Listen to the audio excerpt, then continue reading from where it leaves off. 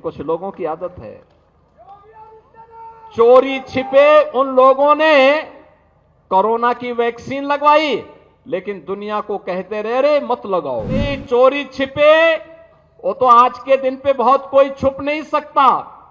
चोरी छिपे चुपचाप संगम में डुबकी लगा करके आ गए, लेकिन जनता जब पुण्य का भागीदार बनने के लिए, स्नान करने के लिए जा रही है, कह रहे मत जाओ मत जाओ। आप देखिए, ये नया उत्तर प्रदेश है, ये नया उत्तर प्रदेश है, 25 करोड़ की आबादी है और कल तक 50 करोड़ लोग प्रयागराज में मां गंगा, मां यमुना और मां सरस्वती की त्रिवेणी में आस्था का स्नान कर चुके हो कर लेंगे। प्रयागराज महाकुंभ 2025 को लेकर सियासत जारी है। जहां एक तरफ अखिलेश यादव लगातार प्रयागराज महाकुंभ की व्यवस्थाओं को लेकर सरकार पर सवाल खड़े कर रहे हैं और सवाल पूछ रहे हैं, खासकर जो मौनी अमावस्या अमृत स्नान के पहले संगम नोच पर भगदड़ हुई थी, उसको लेकर के लगातार हमलावर हैं। तो वहीं मुख्यमंत्री योगी आदित्यनाथ अखिलेश यादव ने जो संगम में डुबकी लगाई, उसको लेकर तंज कसते हुए उन पर हमला बोला है और कहा है कि कुछ लोग हैं जिनको विकास पसंद नहीं है, डुबकी खुद लगा लेते हैं लेकिन दूसरों को मना कर रहे हैं। सुनिए मुख्यमंत्री ने अखिलेश यादव के लिए और क्या कहा। मेरे सामने कल एक परसों असमंजस की स्थिति थी कि मैं यहां पे प्रतिमा अनावरण कार्यक्रम में आ पाऊंगा कि नहीं आ पाऊंगा, लेकिन जब चौधरी जयंत जी का फोन आया, उन्होंने कहा कि कैसे होगा। मैंने कहा आप चिंता मत करिए, मैं दोपहर के बाद, चूंकि प्रयागराज में तब तक काफी बड़ी संख्या में लोग स्नान कर चुके होंगे, और फिर मैं वहां पर कार्यक्रम में भाग लूंगा, जरूर भाग लूंगा। और बहनों और भाइयों में आया हूं।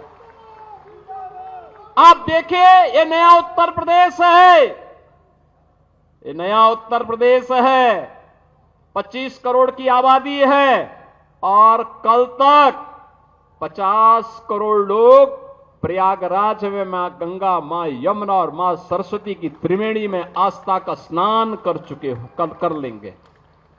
यानी 50 करोड़ आबादी दुनिया के अंदर कहां होगी। उत्तर प्रदेश वासियों, आप दुनिया को बता सकते हैं कि आइए, आपको आस्था का स्नान करना हो, हमारे प्रयागराज में आइए। 50 करोड़ लोग महाकुंभ में स्नान किए हैं, लेकिन कुछ लोगों की आदत है, चोरी छिपे उन लोगों ने कोरोना की वैक्सीन लगवाई, लेकिन दुनिया को कहते रहे मत लगाओ। ऐसे ही चोरी छिपे वो तो आज के दिन पे बहुत कोई छुप नहीं सकता। चोरी छिपे चुपचाप संगम में डुबकी लगा करके आ गए, लेकिन जनता जब पुण्य का भागीदार बनने के लिए, स्नान करने के लिए जा रही है, कह रहे मत जाओ मत जाओ। लेकिन जनता कहां मानने वाली है। जनता तो उनकी असलियत जान चुकी है, और इसे करोड़ों की संख्या में श्रद्धालु जाकर के आज भी और 26 फरवरी तक रेला इसी प्रकार से आगे बढ़ता रहेगा, कोई संदेह नहीं। लेकिन एक बात समझ में नहीं आता है, जब इनको अवसर मिला था तब इन्होंने कुछ नहीं कहा। याद करिए बागपत के नौजवानों, पुलिस की भर्ती निकलती थी, बागपत का नौजवान पुलिस की भर्ती होने से वंचित हो जाता था, लेकिन अब आपकी भर्ती हो रही है। याद करिए, अभी 60,200 पुलिस के नए भर्ती की प्रक्रिया चल रही है, फिजिकल टेस्ट हो रहा है। अगले 1.5 महीने के अंदर, 1.5 से 2 महीने के अंदर इनकी ट्रेनिंग का कार्यक्रम आगे बढ़ेगा, और इस साल के अंत तक यूपी पुलिस को 60,200 नए पुलिस कार्मिक मिलेंगे, बिना भेदभाव के। बागपत का नौजवान भी होगा, मुजफ्फरनगर का भी होगा, बुलंदशहर का भी होगा, गाजियाबाद का भी, हापुड़ का भी, बिजनौर का भी, शामली का भी, सहारनपुर का भी, हर एक जनपद का नौजवान होगा। उत्तर प्रदेश की ताकत का एहसास कराएगा, और उत्तर प्रदेश का नौजवान ही नहीं होगा, उत्तर प्रदेश की बेटियां भी होंगी, क्योंकि उनके लिए तो 20% जगह हमने अनिवार्य रूप से कर दिया है कि बेटी भी इसमें अनिवार्य रूप से भर्ती होगी। बहनों और भाइयों, इन नौजवानों के बल पर ही हम उत्तर प्रदेश की कानून व्यवस्था को देश की सबसे बेहतरीन कानून व्यवस्था बना रहे हैं।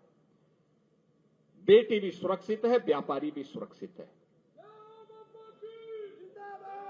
हर व्यक्ति अपने आप को सुरक्षित महसूस करता है।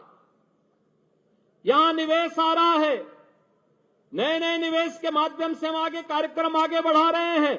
और मैंने तो अभी जयंत जी को बताया है, मैंने कहा हम लोग दिल्ली बागपत देहरादून एक्सप्रेसवे में बागपत के पास एक इंडस्ट्रियल कॉरिडोर का निर्माण का कार्यक्रम कराना चाहते हैं।